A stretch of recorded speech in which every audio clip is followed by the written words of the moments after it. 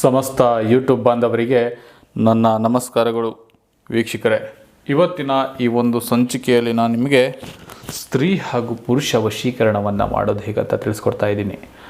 ಇದು ತುಂಬ ಕ್ರಮಬದ್ಧವಾಗಿ ಹಾಗೂ ತುಂಬ ಶ್ರದ್ಧೆಯಾಗಿ ಹಾಗೂ ತುಂಬ ಭಕ್ತಿಪೂರ್ವಕವಾಗಿ ಹಾಗೂ ಯಾವುದೇ ಮೈಲಿಗೆ ಇಲ್ಲದೆ ಈ ಒಂದು ವಶೀಕರಣ ತಂತ್ರವನ್ನು ಮಾಡುವಂಥದ್ದು. ಈ ಒಂದು ವಶೀಕರಣ ತಂತ್ರವನ್ನು ಮಾಡಬೇಕಾದ್ರೆ ತುಂಬ ಜನ ಯೋಚನೆ ಮಾಡ್ತಾರೆ, ನಮಗೇನೋ ಕೆಟ್ಟದಾಗುತ್ತೋ, ನಮಗೇನೋ ಆಗ್ಬಿಡುತ್ತೋ, ಇದರಿಂದ ಏನೋ ಸಮಸ್ಯೆ ಆಗುತ್ತೋ ಮುಂದಂತ. ಖಂಡಿತವಾಗಲೂ ಇಲ್ಲ. ಯಾಕೆಂದರೆ ಇದು ನೀವು ಖಂಡಿತವಾಗಲೂ ಒಳ್ಳೆಯದಕ್ಕೆ ನಿಮ್ಮ ಒಳ್ಳೆ ಪೂರ್ವಕವಾಗಿ ಒಳ್ಳೆ ಮನಸ್ಸಿನಿಂದ ನೀವು ಖಂಡಿತವಾಗಲೂ ನಿಮ್ಮವರನ್ನು ನೀವು ಪಡ್ಕೊಳ್ಳೋದಕ್ಕೋಸ್ಕರ ನೀವು ಮಾಡಿದ್ದಾದರೆ ಖಂಡಿತವಾಗ್ಲೂ ಇದು ನಿಮಗೆ ತಿರುಗುಬಾಣ ನೀಡೋದಿಲ್ಲ. ಇದನ್ನು ನೆನ್ಪಿಟ್ಕೊಳ್ಳಿ. ಯಾರೇ ಹೇಳಿದ್ರು ಇದನ್ನು ಮಾತು ನೆನ್ಪಿಟ್ಕೊಳ್ಳಿ. ಯಾರೇ ಏನೇ ಹೆದರಿಸಿದ್ರು ಇದು ನೀವು ಒಳ್ಳೆಯದಕ್ಕೆ ಮಾಡಿದ್ರೆ ಖಂಡಿತವಾಗ್ಲೂ ನಿಮಗೆ ತಿರುಗುಬಾಣ ಆಗೋದಿಲ್ಲ. ಹಾಗೆ ಈ ಒಂದು ವಶೀಕರಣ ಇವತ್ತು ನಿಮಗೆ ಸ್ತ್ರೀ ಹಾಗೂ ಪುರುಷ ವಶೀಕರಣವನ್ನು ಅತಿ ಸುಲಭವಾಗಿ ಒಂದು ರೀತಿಯಲ್ಲಿ ತಿಳಿಸ್ಕೊಡ್ತಾ ಇದ್ದೀನಿ. ಅದು ಈಗಿನ ಕಾಲದಲ್ಲಿ ಗಿಫ್ಟನ್ನು ತಗೊಳ್ಳೋದು ತುಂಬ ಸಹಜ. ಒಂದು ಹುಡುಗ ಆಗಿರ್ಬೋದು, ಒಂದು ಹುಡುಗಿ ಗಿಫ್ಟ್ ಕೊಡೋದಾಗಿರ್ಬೋದು, ಒಂದು ಹುಡುಗಿಗೆ ಗಿಫ್ಟ್ ಕೊಡೋದಾಗಿರ್ಬೋದು, ನಿಮ್ಮ ಹತ್ರ ಅವ್ರ ಡ್ರೆಸ್ ಆಗಿರ್ಬೋದು, ಅಥವಾ ಹುಡುಗನ ಹತ್ರ ಹುಡುಗಿ ಡ್ರೆಸ್ ಆಗಿರ್ಬೋದು, ಹುಡುಗಿ ಹತ್ರ ಹುಡುಗನ ಡ್ರೆಸ್ ಆಗಿರ್ಬೋದು, ಇರುತ್ತೆ ಒಂದು ಚಿಕ್ಕದಾಗಿ. ಹಾಗಾಗಿ ಇವತ್ತು ಅವರ ಬಟ್ಟೆಯಿಂದ ಒಂದು ಚಿಕ್ಕದಾಗಿ ಒಂದು ವಶೀಕರಣ ತಂತ್ರವನ್ನು ನನಗೆ ಮಾಡೋದು ಹೆಂಗೆ ತಿಳಿಸ್ಕೊಡ್ತಾ ಇದ್ದೀನಿ.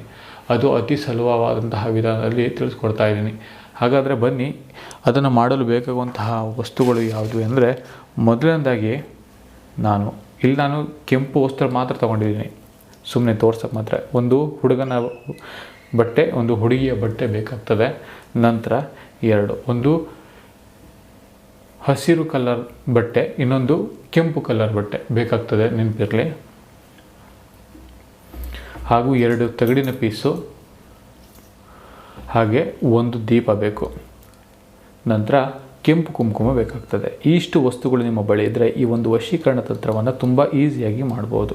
ಹಾಗಾದರೆ ಬನ್ನಿ, ಈ ವಶೀಕರಣ ತಂತ್ರವನ್ನು ಮಾಡೋದು ಹೇಗೆಂದರೆ, ಮೊದಲನೇದಾಗಿ ನೀವು ಇಷ್ಟಪಟ್ಟಂತಹ ಸ್ತ್ರೀ ಆಗಿರಬಹುದು, ಪುರುಷ ಕೂಡ ಆಗಿರಬಹುದು, ಅವರ ಹೆಸರನ್ನು ನೀವು ಇಲ್ಲಿ ಬರೆದುಕೊಳ್ಳುವಂಥದ್ದು.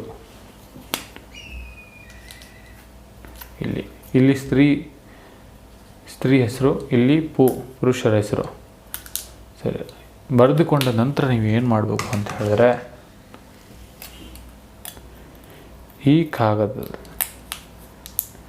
ನೋಡಿ ಈ ರೀತಿಯಾಗಿ ಮರ್ಚ್ಕೊಳ್ಬೇಕು. ಸ್ತ್ರೀ ಅಂದರೆ ಈಗ ಸ್ತ್ರೀ ಬಟ್ಟೆಯಲ್ಲಿ ಪುರುಷನ ಬಟ್ಟೆ ಸೇರಿಸ್ಬೇಕು, ಪುರುಷನ ಬಟ್ಟೆಯಲ್ಲಿ ಸ್ತ್ರೀ ಬಟ್ಟೆಯನ್ನು ಸೇರಿಸ್ಬೇಕು. ಸೇರಿಸಿದ ನಂತರ ನೀವು ಏನು ಮಾಡಬೇಕು ಅಂತ ಹೇಳಿದ್ರೆ, ಸ್ತ್ರೀ ಇರ್ತಾರಲ್ಲ, ಸ್ತ್ರೀ ಬಟ್ಟೆಗೆ ಈ ಹಸಿರು ಬಟ್ಟೆಯನ್ನ ನೀವು ಹಾಕಿ ಕಟ್ಟಬೇಕಾಗ್ತದೆ. ನೋಡಿ, ಸ್ತ್ರೀ ಬಟ್ಟೆ ಮಾತ್ರ ನೆನಪಿರಲಿ. ಪುರುಷನ ಬಟ್ಟೆ ಇರ್ತದಲ್ಲ, ಅಲ್ಲಿ ನೀವು ಕೆಂಪು ವಸ್ತ್ರದಲ್ಲಿ ಕಟ್ಟಿ ಅದಕ್ಕೆ ನೀವು ಒಂದು ಏಲಕ್ಕಿಯನ್ನು ಹಾಕುವಂಥದ್ದು. ಯಾಕಂದರೆ ತುಂಬ ಇದು ದೃಷ್ಟಿಗೆ ಹಾಗೂ ನಿಮ್ಮ ಯಾವುದೋ ಒಂದು ಕೆಟ್ಟ ದೃಷ್ಟಿ ಇದ್ರ ಮೇಲೆ ಬೀಳದೇ ಇರಲಿ ಅಂತ ಏಲಕ್ಕಿ ಹಾಕಿದ ನಂತರ ಏನು ಮಾಡಬೇಕು ಅಂತ ಹೇಳಿದ್ರೆ,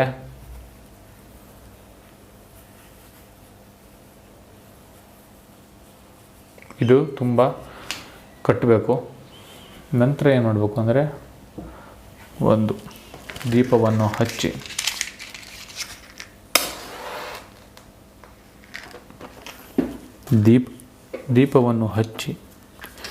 ನಂತರ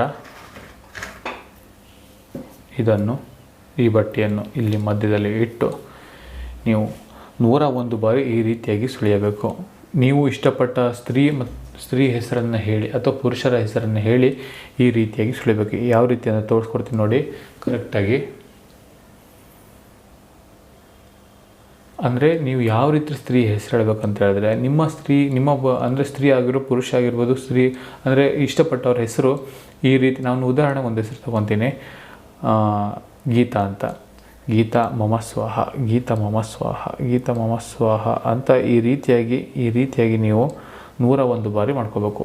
ಗೀತಾ ಮಮ ಸ್ವಾಹ, ಗೀತಾ ಮಮ ಸ್ವಾಹ, ಗೀತಾ ಮಮ ಸ್ವಾಹ ಅಂತ 3 ರೀತಿ ಹಾಕಿ, ಆಮೇಲೆ ಉದ್ದ ನೇರ ಮುಂದೆ ಈ ರೀತಿಯಾಗಿ ಇಟ್ಟು, ನಂತರ ಈ ರೀತಿಯಾಗಿ 2 ಕೈಯಲ್ಲಿ ಹಿಡಿದು ಕೊನೆಯದಾಗಿ ನೀವು ಮನಸ್ಸಲ್ಲಿ ನಿಮ್ಮ ಕೋರಿಕೆಯನ್ನು ಕೇಳಿಕೊಂಡು ಇದನ್ನು ನೀವು 3 ಜಾಗ ಸೇರುವಂಥ ಜಾಗದಲ್ಲಿ ಬಿಟ್ಟು ಬರಬೇಕಾಗ್ತದೆ. 3 ಜಾಗ ಸೇರುವಂಥ ಜಾಗದಲ್ಲಿ ಬಿಟ್ಟು ಬರಬೇಕಾಗ್ತದೆ. ಇದನ್ನು ಬಿಟ್ಟಿರೋದು ನೀವು ಯಾರೂ ಕೂಡ ನೋಡಬಾರ್ದು. ನೋಡಿದರೆ ಖಂಡಿತವಾಗ್ಲೂ ಇದು ಕೆಲಸ ಮಾಡೋದಿಲ್ಲ. ಒಂದು ವೇಳೆ ಇದನ್ನು ನಿಮ್ಮ ಹತ್ರ ಮಾಡೋಕ್ಕೆ ಸಾಧ್ಯ ಆಗ್ತಿಲ್ಲ ಅಂದರೆ ಚಿಂತೆ ಪಡೋ ಅಗತ್ಯ ಇಲ್ಲ. ಸ್ಕ್ರೀನ್ ಮೇಲೆ ನಮ್ಮ ನಂಬರ್ ಬರ್ತಿದೆ, ನೀವು ಯಾವ ಬೇಕಾದರೂ ಕಾಲ್ ಮಾಡ್ಬೋದು. ನಿಮ್ಮ ಯಾವುದೋ ಒಂದು ಸಮಸ್ಯೆಗಳಿದ್ದರೂ ನಾವು ಶೀಘ್ರವಾಗಿ ಶಾಶ್ವತವಾಗಿ ಪರಿಹಾರವನ್ನು ಮಾಡಿಕೊಡ್ತೇವೆ. ಎಲ್ರಿಗೂ ನಮಸ್ಕಾರ.